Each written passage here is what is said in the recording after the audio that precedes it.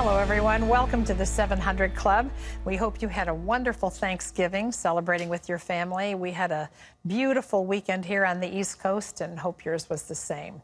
Well, American shoppers are kicking into overdrive today. Black Friday sales hit record highs this weekend, and now Cyber Monday could send all that Christmas shopping right through the roof.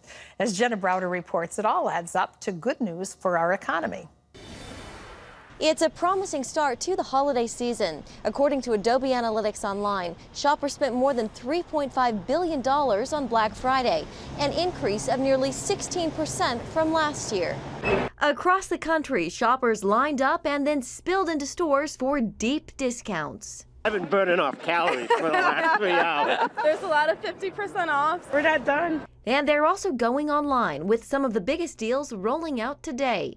Adobe estimates Cyber Monday will drive $6.6 billion in sales, making it the largest online shopping day in U.S. history. Nothing beats the convenience of shopping from the comfort of your own home. Amazon is offering up to 50% off some gadgets, and other retailers like Target and Walmart have thousands of discounts on their websites. Last year on Cyber Monday, Amazon customers ordered more than 64 million items worldwide, which is a record-breaking 740 items per second. So if that's any indication of how popular Cyber Monday shopping is, I think we're in for quite a busy day on Monday. Best sellers so far include smart TVs and voice technology devices. Before you start surfing the web for deals, it's a good idea to update your security software. Also, don't use public Wi-Fi when you go to buy. And of course, make sure the sites you're using are secure. Save $300. That's a pretty good deal. Overall, holiday sales are expected to be up this year. The National Retail Federation estimates Americans will spend close to $700 billion before it's said and done. Jenna Browder, CBN News. Well, if it's good for the economy, I hope you're right, Jenna. That would be wonderful.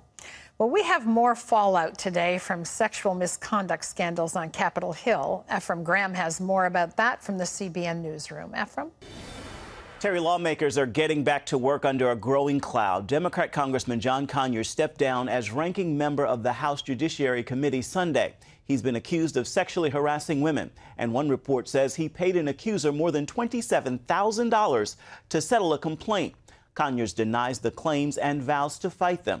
The Michigan Democrat has served in Congress more than 5 decades. House Minority Leader Nancy Pelosi is defending Conyers as an icon. Meanwhile, Minnesota Senator Al Franken is back to work on Capitol Hill after speaking out for the first time since facing accusations of sexual misconduct. Since Leanne Tweeden released the photo of Franken pretending to grope her while she was asleep, 3 other women have come forward saying he touched them inappropriately.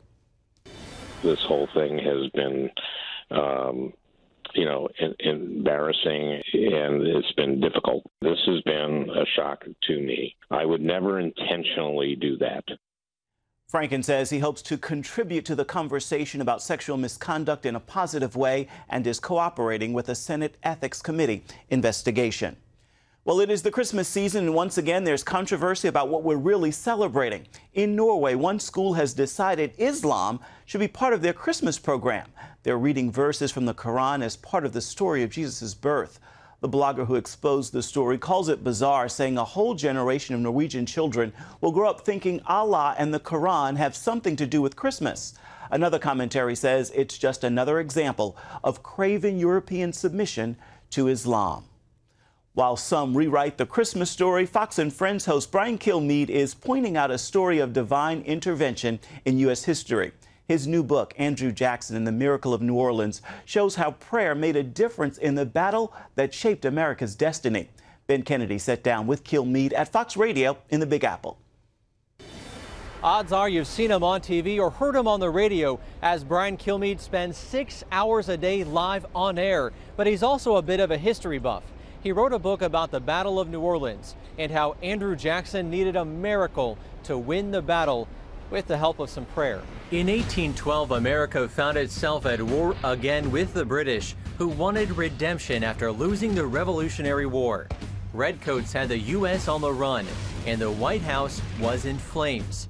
President James Madison sent General Andrew Jackson to New Orleans, where the British hoped to capture the city and control the Mississippi River, cutting off trade to America. What I take from Andrew Jackson, The Miracle of New Orleans, is the more you look at it, the more the victory makes absolutely no sense. That's because Jackson's army was outnumbered and outgunned.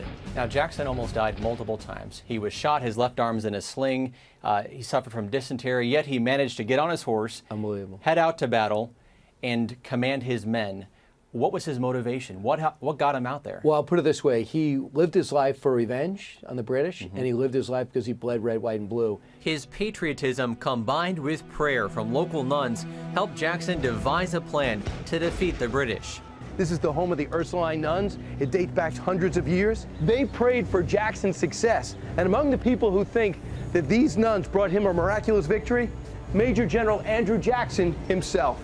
It's the miracle. It's praying for a miracle, the Catholic Church and the Battle of New Orleans. I mean, that is where we know that there was divine intervention. The convent was said to have warded off danger in the past and prayed for protection for Jackson and his troops. Do you think his faith and prayer had any kind of an impact on the outcome of this battle? Well, he did. And he absolutely, 25 years later, he goes back and he had to go visit the convent, and he told them that it had everything to do with it. Instead, he became a little bit more, he became more religious and more thoughtful about seeing the big picture. Jackson ordered his men to build a wall, dig a canal, and wait for the British charge. Brian, this is a line from your book. Jackson said, "No British soldier shall enter the city as an enemy unless over my dead body." Does that really tell you who this man was? Look, I'm willing to die to win. So not only that, he inspired his men to have the same mindset. They feared and revered him. It's that admiration which played a part in America fighting off Great Britain and winning its second war for independence. I think they could be learned that it's patriotism first and party second. You know, that's what you learn from Jackson. Andrew Jackson went on to become the 7th president of the U.S., someone who Kilmeade said our current leaders can learn from. Ben Kennedy, CBN News, New York City. Ben, thank you. Turning now from history books to the big screen. Denzel Washington's new film did well in its opening weekend, landing in the top 10. Some say Roman J. Israel Esquire is an allegory of one of Jesus' apostles. Washington and the film's director relied on scripture and prayer during this production. Address this at trial. Oh, I would like to address it now. I'm just saying, Mr. Israel, if guards in this courtroom would not allow you to use the bathroom, you would, by all definition, be detained. I'm going to hold you in contempt if you continue to pursue this. You're asking me to obey an erroneous court decision. You tell me to wait. In my experience, wait. Okay, find you in contempt. Denzel Washington is Roman J. Israel Esquire, an aging activist attorney, struggling to continue his fight for what's right. He's a complicated man and complicated story, created in the mind of film director Dan Gilroy. And you wrote this character with Denzel in mind. I really did. I spent a year to write it, and had Denzel not done it, I wouldn't have done the film. Really? Yeah. We meet Roman as he learns his boss and mentor is dying. I'll take over. No, you're not capable of continuing the practice. But I'll take over because in the architecture of this firm, I am a pillar. Would you call Roman Israel a godly man? Old Testament. He believes in the law. His faith is in the law. I'm a godly man. Dan is a godly man, and we talked extensively about there's no coincidence he named him Roman J. Israel. Yeah. And people say, well, what's the J for? He said, oh, Jiffy. What do you call it? The peanut butter. We don't want to be on the nose. But there is a spiritual aspect to it. He runs the race as far as he could take it.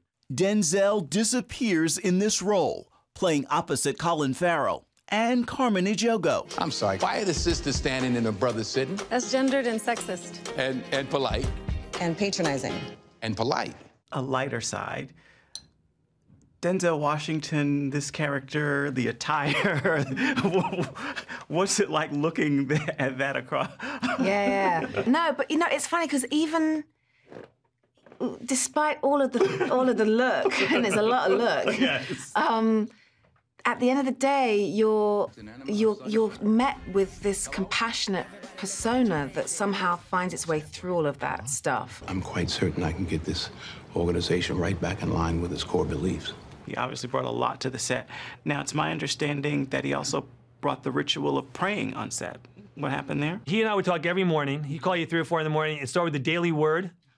And actually, months before when we started talking about the film and meeting on a regular basis, we would start talking about the Bible. Because Roman in some ways can be looked at as one of the apostles after Jesus does. It could sort of be like, the man who instilled this belief in me is gone. Where do I go with this? You were a cornerstone of activism. You're inspiring. I'm tired of doing the impossible for the ungrateful. And you got to make a living. Does faith require activism? Well, you have to use your gifts. You know, faith without works is nothing. So not everybody has to be an activist. A woman prophesied years and years ago that I would travel the world and preach to millions of people. And I have traveled the world. I don't know if I'm a preacher, but through my work, I've spoken. And now I try to speak more in public. But I asked my pastor, I said, well, does that mean I'm supposed to be a preacher? He says, well, no, you already have a pulpit. So he didn't say stay in your lane, but you know, so try to be an agent for good. You know, that's what I'm all about now. And after working with Denzel, many other directors are now adding prayer to their set as well. Terry? Well, he's a wonderful actor, and he brings inspiration to all of us. Try to be an agent for good. It's a good word for the day, isn't it?